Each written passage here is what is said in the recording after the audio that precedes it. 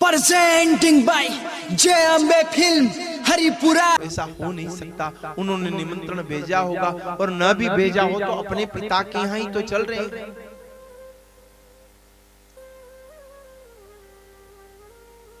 शिवजी कहते कि आव नहीं आदर नहीं, नहीं नैनों में नहीं, तुलसी तहां न जाइयो कंचन बरसे। जहां पर हमें सम्मान नहीं, बिना निमंत्रण कहीं जाएंगे तो वहां हमें सम्मान नहीं मिलेगा। वहां अगर पहुंच भी गए वो हमें आवादर भी कर देंगे, फिर भी उनके मन के अंदर तो हमारे प्रति एक घृणा सी रहेगी कि बिना बुलाए चले आए। इसलिए सती मैं तो नहीं आ सकता, अगर तेरी इच्छा हो तो तू जा सकती है, तेरे पिता का घर। सती ने देखा पिता के यहाँ नहीं जाऊंगी तो फिर किसके यहाँ जाऊंगा। हो सकता भगवान शिव के और मेरे पिता के तो कुछ समय पहले भी एक दूसरे से आपस में तीखा नोकझोंक हो गई है, तो हो सकता है ये इस कारण रुष्ट हो रहे हैं। पर मेरे तो पिता हैं, माता पिता हैं, उनके यहाँ तो जाऊंगी। जब जाने की सती ने कहा तो भगवान ने कहा कि सती जाइए, आपके साथ में कुछ रुद्रगण ले जाइए। नंदी से कहा नंदी श्रृंगी तुम भी तैयार हो जाओ और जाओ तुम्हारी माता को लेकर जाओ। माता सती सुंदर वेश धारण कर लिया। आज पूर्ण सफेद रंग में पूरा श्रृंगार है मां भगवती का। सुंदर ललाट के ऊपर चंद्र मुकुट धारण किया है। आज पूर्ण संभवी के वेश में नंदी पे अश्वार हो, त्रिशूल हाथ में है, चतुर्भुज धारण किए, कमल पुष्पों की सुंदर माला धारण किए हुए दिव्य क्रांति मां भगवती के मुखमंडल की शोभा अति सुंदर है। और सुंदर श्रृंगार कर नंदी पे सवार हो आगे आगे श्रृंगी गण के रूप में चल रहा, पीछे सेवकों के रूप में रुद्रगण चल रहे हैं। और कंखल में जा पहुंचे, कंखल में जहां यज्ञ है उस यज्ञ मंडप में जा पहुंचे। द्वार पर खड़े हुए, सामने यज्ञशाला के अंदर महाराज दक्ष प्रजापति जो है यज्ञ होता के रूप में बैठकर आहुतियां दे रहे हैं। जैसे दृष्टि सती के ऊपर पड़ी और बड़ा क्रोध आया कि ये कैसे आ गई बिना बुलाए, जिसको अपन चाहते ही नहीं। मन में ये विचार किया, सती ने देखा कि मैं आज बड़े विलंब से, बहुत पहले आना था और विलंब से आ रही हूं, हो सकता इसके कारण पिताजी गुस्सा हो रहे हैं। आगे बढ़ी, माँ की तरफ देखा, माँ ने भी आंख उठाकर पुत्री को नहीं देखा। तब अपने पति की फिर बात याद आई कि हम बिना बुलाए आ गए, इनकी इच्छा नहीं थी हमें बुलाने की। अब सती के अंदर अपमान का द्वेष प्रकट होने लगा। सती यज्ञ मंडप में प्रवेश करने लगी कि मैं देखती हूं अगर इन्होंने निमंत्रण दिया होगा, ये विलंब से आने के कारण क्रोध कर रहे हैं तो अभी पता चल जाए। बड़े वेग से यज्ञ मंडप में प्रवेश किया। सारे देवताओं की प्रतिष्ठा, सारे देवताओं के लिए आसन लगे हुए, कौन कहां आएगा कहां बैठेगा ये सारी व्यवस्था है, लेकिन शिव के लिए कोई स्थान उस यज्ञशाला। तब सती को क्रोधाग्नि में प्रकट होने लगी, और क्रोधाग्नि प्रकट होने लगी तब सती ने कहा, सुनहु सभासद सकल मुनिंदा, कयऊं सुनाऊं जिन शंकर निंदा। तुम सब लोग गवाह हो, तुम सब ने शंकर जी का अपमान देखा है। जहां शिव नहीं वहां तो शमशान। शिव रहे तो शमशान भी आनंद भूमि बन जाता। लेकिन जहां शिव नहीं है ना, वो बिना शिव के तो सकल संसार ही शमशान है। जिस दिन शिव के अंदर एक की मात्रा ही निकाल, क्या बनेगा? शव। शव मने शमशान। माता सती की बात सुन रुद्रगण अपने आपे में आ गए कि हमारे भगवान का स्थान नहीं, यहाँ आकर हम क्या करें। और जहां अगर गुरु धर्म परमात्मा का यदि अपमान होता है, कोई कर रहा है और हम उसका विरोध नहीं कर पाए, तो हमें यह तो जीने का अधिकार नहीं, वहां से हट जाना चाहिए या बराबर उनसे मुकाबला करना चाहिए। तभी हम हमारे धर्म के प्रति कुछ कर पाने वाले और धर्म की विचार हमारे मन में रखने वाले। आज अगर कोई कांग्रेसी व्यक्ति बीजेपी की बुराई कर रहा तो बीजेपी वाले टूट के गिर जाएंगे, और बीजेपी वाला है कांग्रेस की बुराई कर रहा तो वो टूट कर गिर जाएगा। कितनी श्रद्धा है लोगों की, कितनी श्रद्धा है। और धर्म की यदि कोई अवहेलना करना, एक हिंदू चाहे वो कांग्रेस का हो चाहे बीजेपी का, अगर वो उठकर उस धर्म के प्रति नहीं बोल सकता, धर्म स्थान के प्रति नहीं बोल सकता है, बताओ अपने आप को हिंदू कहोगे तुम? डूब मरो कहीं।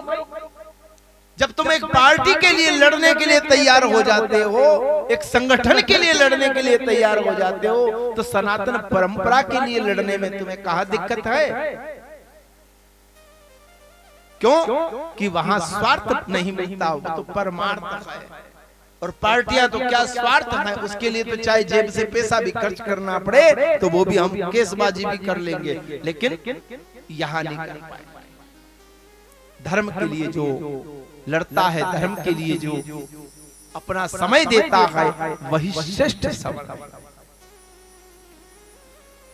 सो फल तुरंत ले सब काहूं, बलि बाती पछतायु पिता।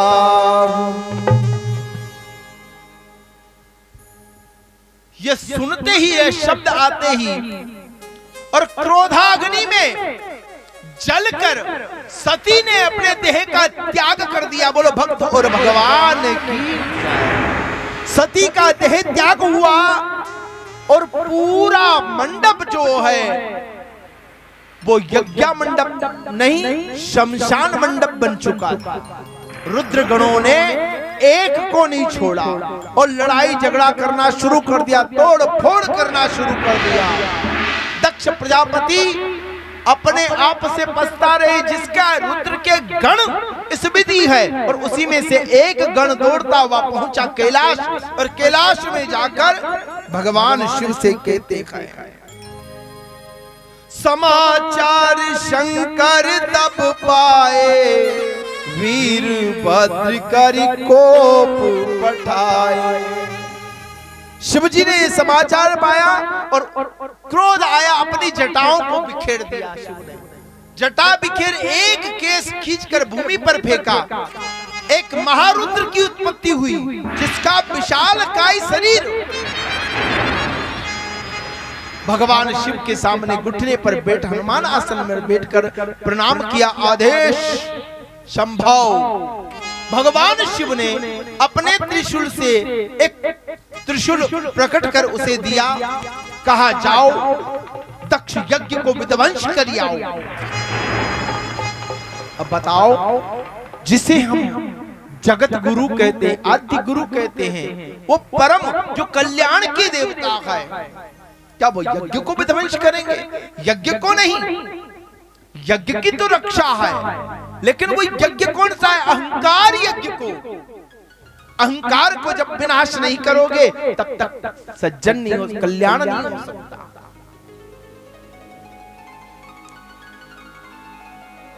वीरभद्र पहुंचा कंखल, और कंखल में जाकर देखा विशाल यज्ञशाला है। उस विशाल यज्ञशाला को एक हाथ में पकड़कर उखाड़कर एक तरफ फेंक दिया। सारे दंड कमंडल उठकर एक तरफ। दक्ष प्रजापति तलवार लेकर फिर खड़ा हुआ, त्रिशूल को एक तरफ भूमि में गाड़ा। महारुद्र ने वीरभद्र जो है विशाल नख आयुध से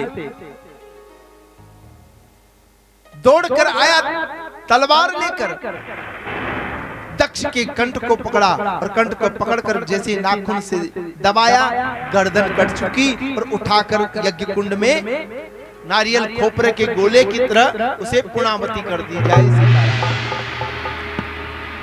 रुद्रगणों को भी पावर आया, एक एक को पकड़ने लगे। दधीची, अंगिरा, अगस्त आदि को, किसी को दाढ़ी पकड़ी, किसी का हाथ, किसी का क्या, तो किसी को अरे महाराज बिना विधाई दक्षिणा लिए मत जाओ, यज्ञ किया है, पुनावती होगी तो दक्षिणा भी ले जाओ। किसी की दाढ़ी नोची तो किसी के दांत तोड़ दिए तो किसी का हाथ तोड़ दिया। उस यज्ञ में सभी आए, सिर्फ ब्रह्मा और विष्णु दोनों नहीं आए, और शिवजी को नहीं बुलाया तो वो कैसे आए? आने का कारण दो प्रकार का था कि शिवजी नहीं आ रहे हैं तो यज्ञ संभव कैसे होगा, वो तो देखे आए। बहुत से कहेंगे अपने को क्या लेना देना, अपने तो चलो खाएंगे पिएंगे आनंद लेंगे। विचारधारा दो प्रकार की होती है, समाज में भी ऐसे होती है।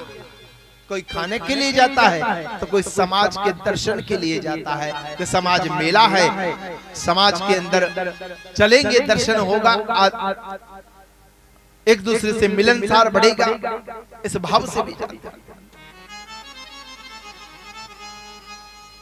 हरे राम राम राम सीता राम राम राम, हरे राम राम राम बोलो सीता राम राम राम, हरे राम राम राम सीता राम राम राम, हरे राम राम राम सीता राम राम राम, हरे राम राम राम सीता राम राम राम, हरे राम राम राम सीता राम राम राम, हरे राम राम राम सीता राम राम राम, हरे राम राम राम सीता राम राम राम, हरे राम राम राम सीता राम राम राम, हरे राम राम राम सीता राम राम राम, हरे राम राम राम सीता राम राम राम,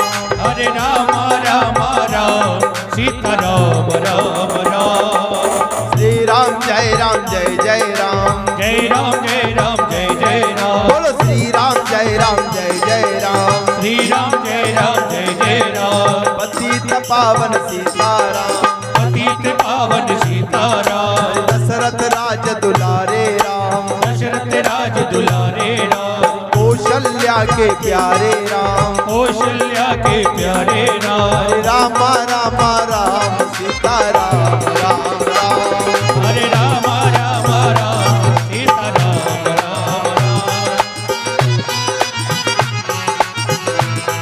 जय हो।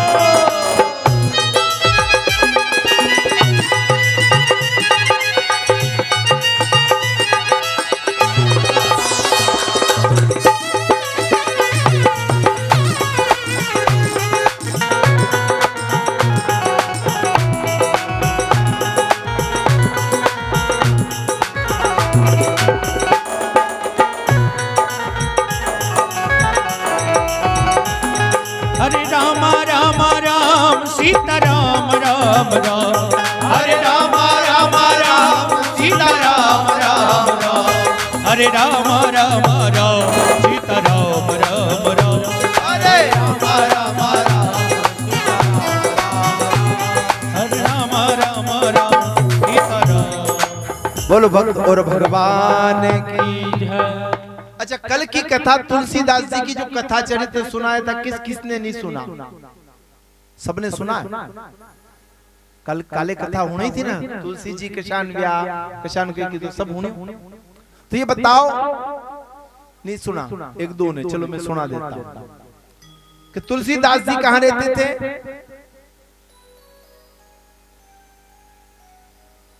मैं भी भूल गया हूं।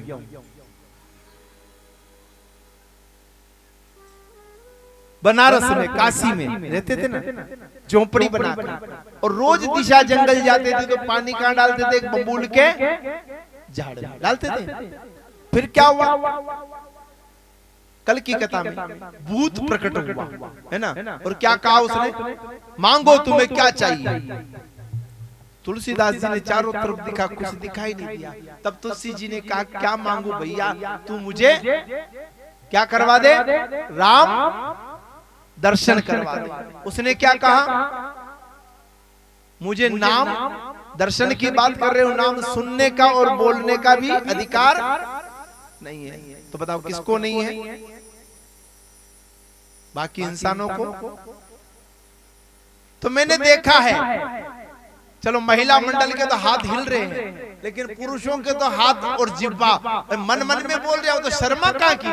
भैया दुनिया में हमने सब जगह शर्म करी है। अभी लड़ाई करनी हो, किसी को गाली देनी हो तो कितनी जोर से देते हैं। तो क्या मैं गालियां देने के लिए तो नहीं बोल रहा हूं, है? तो भगवत कीर्तन ही जीवन का सबसे महत्वपूर्ण है। कलयुग केवल नाम आधारा। काय का आधार है? तुम कितनी यज्ञ करवा दो, कितनी कथा करवा दो, कितनी कथा सुन लो, कितने वेद पाठ कर लो, नाम लिया सो जान लिया सकल शास्त्र का भेद, और बिन हरि भजे नरक गया पढ़ पढ़ चारों वेद। चाहे कितने ही वेद पाठ कर लीजिए, तुलसी जी लिख रहे हैं, बिना हरि भजन वेद पाठी हो जाओ, ज्ञानी हो जाओ, व्याकरणाचार्य हो जाओ, सब आचार्य बन जाओ, कितने ही सिद्ध बन जाओ, लेकिन रहोगे गिद्ध के गिद्ध, बिना हरि के भजन। और जिसने हरि भजन कर लिया वो सबसे श्रेष्ठ। आपकी यही राजस्थान से कथा सुनी होगी कर्माबाई की। कहां की थी? गांव का नाम पता है? नागौर। मेड़ता की तो मीरा जी है, वो भी मेड़ता है, ये भी मेड़ता से, ये मेड़ता में प्रॉपर में जन्म है, और उनका थोड़ा से वहां से 10-15 किलोमीटर आगे है। मीरा और कर्मा दोनों का एक ही जिला है, दोनों नागौर जिले के। और नागौर के अंदर से ही कर्मा जो आई वो बिल्कुल अंगूठा टेक। किस समाज की थी? पक्का बात? अटे जाट ज्यादा जो मार बड़ा जाटा को नाम ले रहा, जाट कुल की थी, है ना? कर्मा जाट। अब दुनिया ने तो कुछ बोला है, उसने तो लकड़ी की मूर्तियों को मुंह बोला दिया।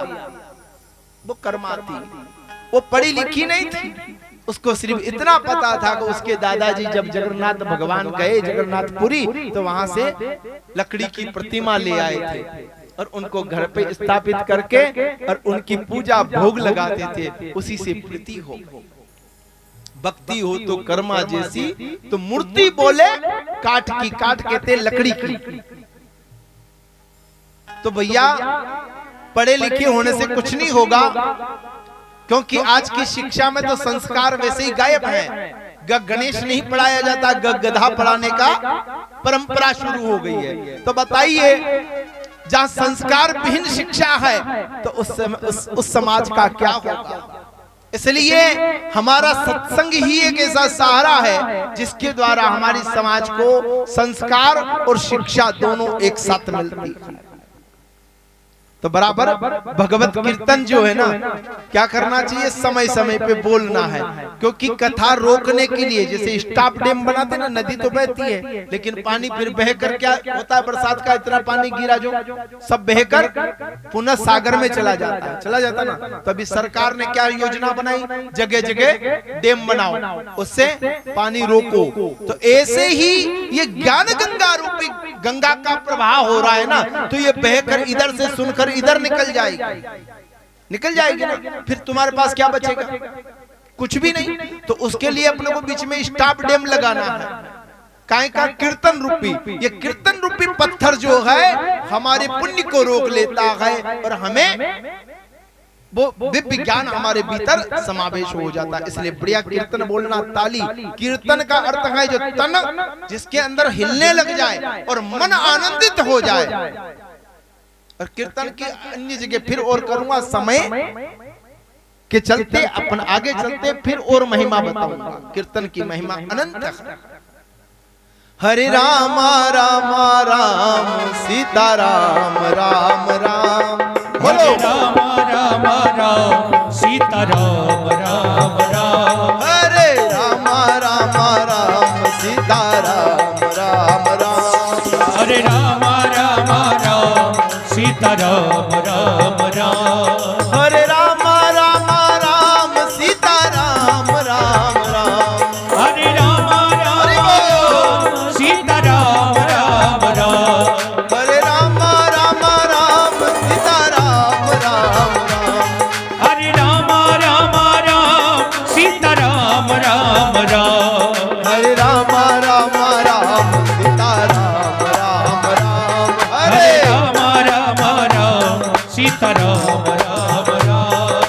मंगल भवन अमंगल हारे, मंगल भवन अमंगल हारे। प्रभु दशरथ अजर बिहारी, प्रभु दशरथ अजर बिहारी। श्री राम जय राम जय जय राम। जय राम जय राम जय जय राम। श्री राम जय राम जय जय राम। श्री राम जय राम जय जय राम। दीन दयाल बिरज समहारी, दीन दयाल बिरज संहारे। दीन दयाल बिरज समहारी। दीन दयाल बिरज संहारे। हरहु नाथ मम संकट भारी, हरहु नाथ मम संकट भारी। हरहु नाथ मम संकट भारी। हरहु नाथ मम संकट भारी। हरे राम राम राम सीता राम राम राम। हरे राम राम राम सीता राम राम राम। हरे राम राम राम सीता राम राम राम। हरे राम राम राम सीता राम राम राम। श्री अवध बिहारी लाल की, श्री महाकाल भगवान